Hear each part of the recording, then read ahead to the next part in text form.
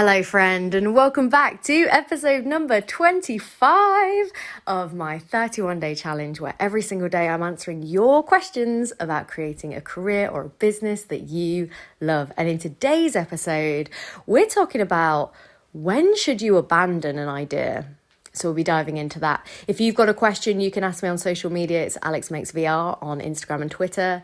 If you want to ask a slightly longer question, I love to ramble, so I would love to hear a ramble from you. You can send me an email at alexmakesvr@gmail.com. And every single day, I'm sending out a daily newsletter to remind people when the episodes go live, but also to give you a little bit of insider info of what's happening in the episode and some of my thoughts maybe afterwards as well. So if you want to sign up for the newsletter, sign up at alexmakesvr.com. Okay, so when should you abandon an idea?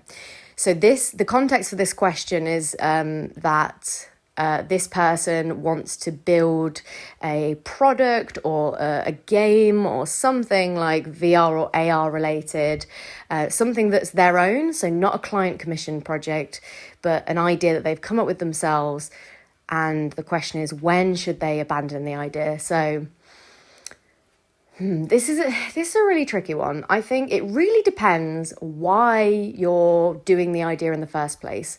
If you're building something because you're super passionate about it and the inspiration for the idea was born out of some kind of artistic desire to communicate a message to the world, or if the idea is something that you've been affected by something in your life and you're building something as a solution to that problem, then maybe I would question, why is it that you feel like you want to abandon it? Is it because you're hitting like a burnout wall? Is it because you've worked on it for too long by yourself and you need to get someone else involved? Is it because you've actually started showing people the project, but they're kind of like, I think it really depends on all of those things, right? The number one thing I would say is if you've been building an idea, whether that be like a 360 film or a VR experience or a game or a product, if you've not shown it to anyone else, that's the first step. So many people protect their idea. They think that their ideas are gold. Ideas are worth shit. It's all about the execution. And I can say this from experience because I've had several ideas that I've kind of sat on for ages and then I finally kind of acted on them and the execution is just wrong. Actually, it didn't work the kind of way that I thought it would in my head. But actually, the key was getting it out of my head and just executing on it, just doing it. So it really depends on where you are in that stage with your idea. Have you tried to build something?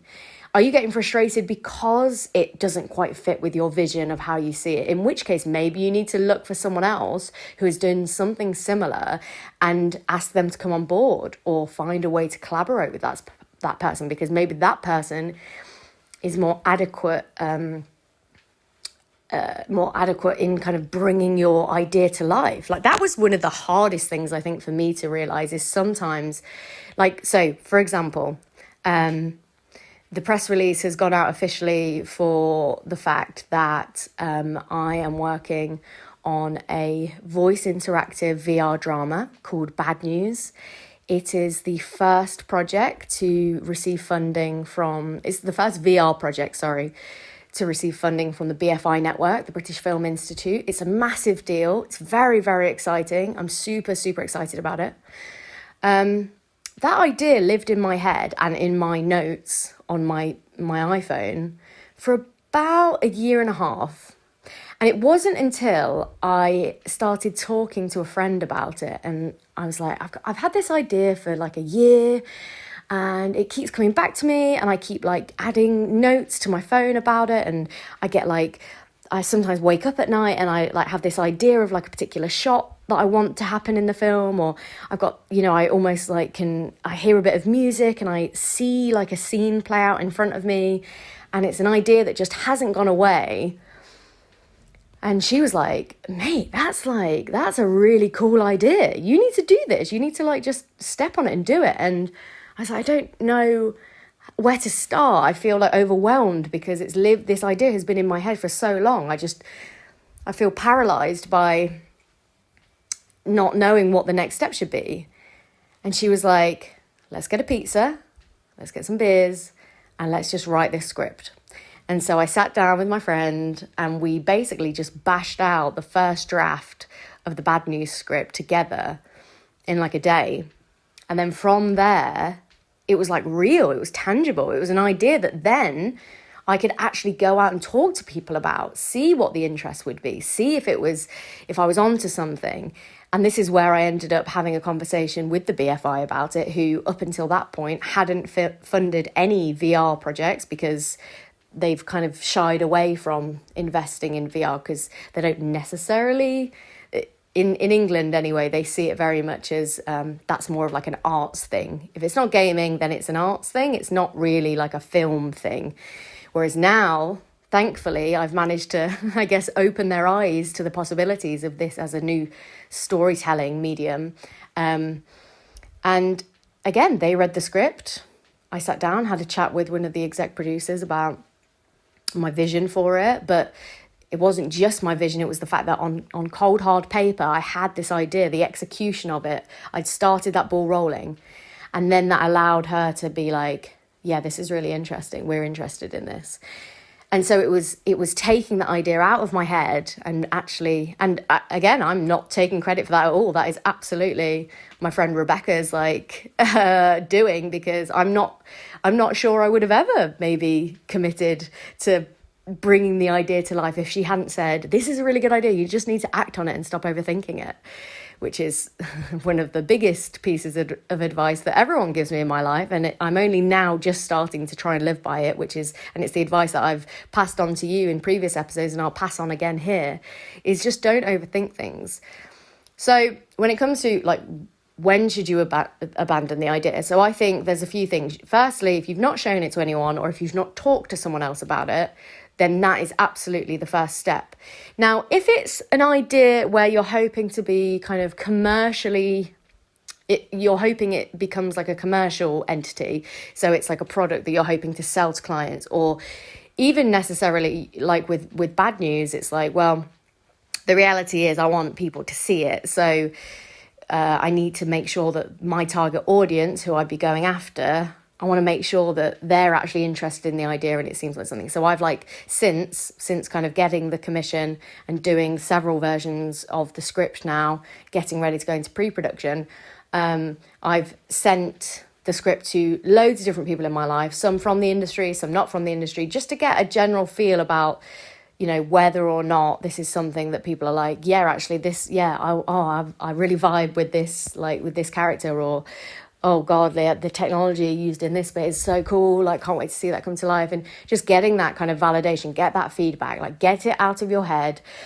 Go and get some validating evidence that your idea is actually good, because, and this came up, I think, I can't remember which number episode it was, but it was the one where we were talking about when should you kind of like pivot an idea, or making sure that you've got the right clients for it. If you've made a product, or like if you've got an idea that is good and that will sell and someone will take note of it, then you should be solving a problem, essentially. Now, with obviously the entertainment side of things, the problem that you're solving is slightly different, because it's more of like a curiosity. It's more of an escapism problem that you're solving. It's like, for me personally, I find that the content in the market currently in VR, there's nothing quite like what I've tried to do with Bad News, which is essentially like a dystopian graphic novel come to life that you're like living through the first person character of. So it's kind of like, it is, I'm trying to do something new, to kind of find like areas in the market that need fulfilling, because ultimately I want to get to new audiences, and I want to also see the kind of content that I wish was out there, that I wish I could consume on a VR headset. So that's the problem I'm solving, and I'm not just validating that with myself, I'm going out and validating that with others. So with your idea, you need to validate it, and if your idea is to make money with it, you need very quickly, without spending loads of time and money on building the product, you need to first make sure that the kind of client that you're going to go after actually wants that product. So if you're spending ages building like, I don't know, an AR,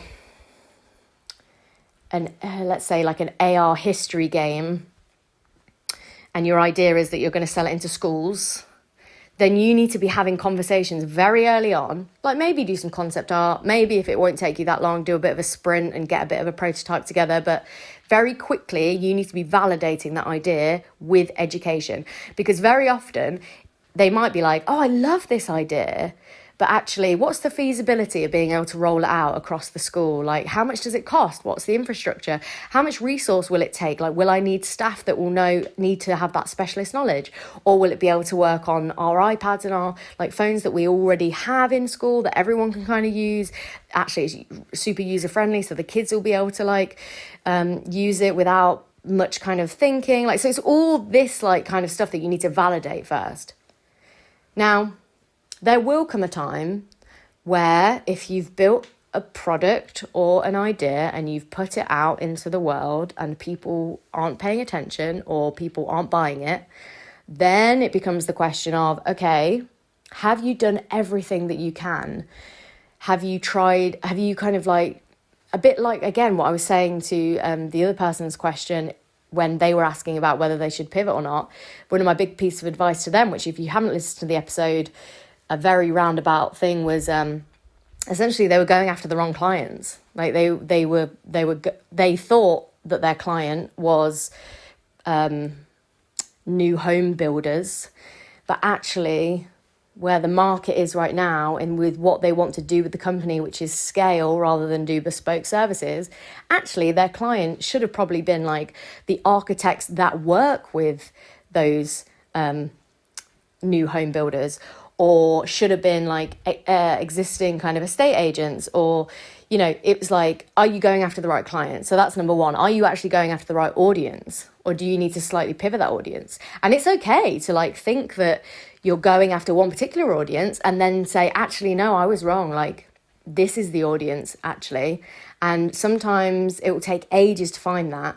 And so the practicalities of when should you abandon an idea? Well, number one, if it's impacting your mental health or if it's impacting your life at large. So often people romanticize the idea of like the starving artist, or they romanticize the idea of being a startup and living in a garage with 4 mates and just like bootstrapping and like living on super noodles and, you know, all of that student like behavior, because they're like, we're just going to grind and we're going to build this next big thing and then we're all going to be millionaires. And it's like, well, when should you abandon an idea? Like, if it's impacting your mental health, or if it's getting to the point where you can't afford rent or you can't afford food, it's affecting your relationships in your life, like you should probably abandon the idea, or at least step away from the idea.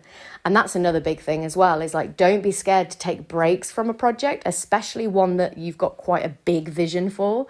There is absolutely a time to hustle and hustle hard and grind and get something off the ground. I'm a big believer in that. Although obviously we're pushing now, especially during COVID, we're pushing this idea of like a work-life balance. And I think that's absolutely right. And you should absolutely put your mental health first. There is something to be said about having like a period where you are just obsessive and grinding and just, you know, running down that runway until you take flight, and then you can be a little bit more chill. So there's absolutely a space for doing a sprint, getting to the point where you can validate that idea with whoever it is like that you want to validate it with. But at some level, if you've been trying and you're still not having any luck, you're either going after the wrong clients or it's the wrong kind of product. There's too many barriers for that ideal client who does want it to adopt it. Maybe it's too expensive. Maybe it's just not the right time for it. I mean, how many times have you heard the story that someone started an app that was very similar to like an Uber or whatever, and then they went bust, and then 3 years later, like for example, Airbnb, I'm fairly certain I heard in a podcast that they tried to start Airbnb quite early on. They almost went bust. And then 3 years later, there was like this resurgence in the need for the product, and that it was just all about timing. So some of it is also luck, but when should you abandon an idea? Ultimately, what that comes down to is when it gets to the point where it is more negatively affecting your life than it is positively.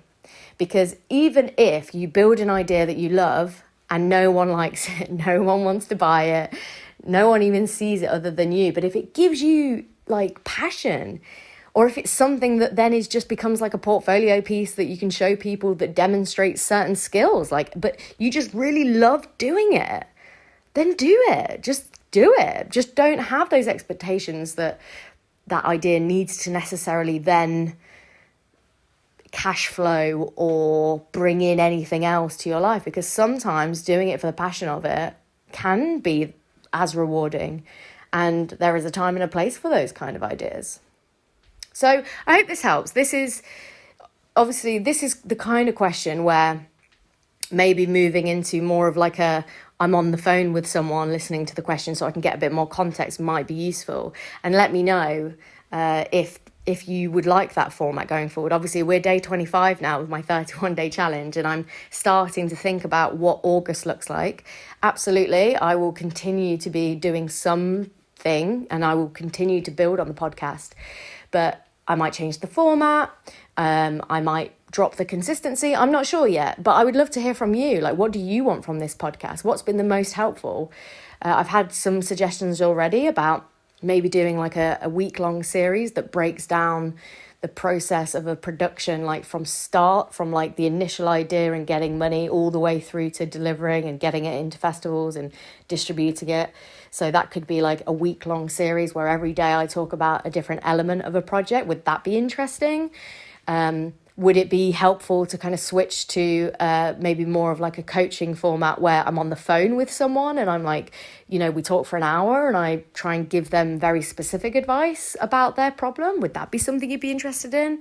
I'm just trying to figure out I'm also going to start doing more episodes again with kind of quote unquote industry experts. So I'm going to start to kind of talk to more people in the industry to try and give you the inside scoop. So let me know the kind of experts that you want me to talk to, what kind of guests you'd be interested in hearing from.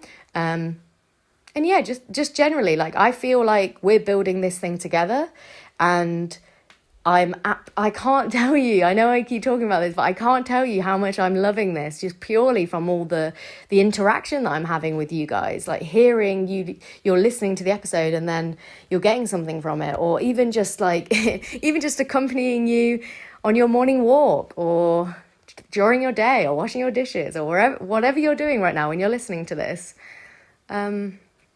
It means the world, and we're building this together. So I'm totally open and fluid for where this goes going forward. So let me know what you would like. What would you get the most value out of? Ultimately, what I want is for this to be the springboard, the inspiration, the practical advice for you to be able to run with and create a career or a business that you love, hence the intro.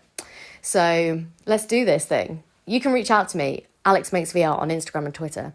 If you want to send me a longer email, it's alexmakesvr@gmail.com. And if you want to sign up for the daily newsletter, sign up at alexmakesvr.com. I'm going to speak to you tomorrow.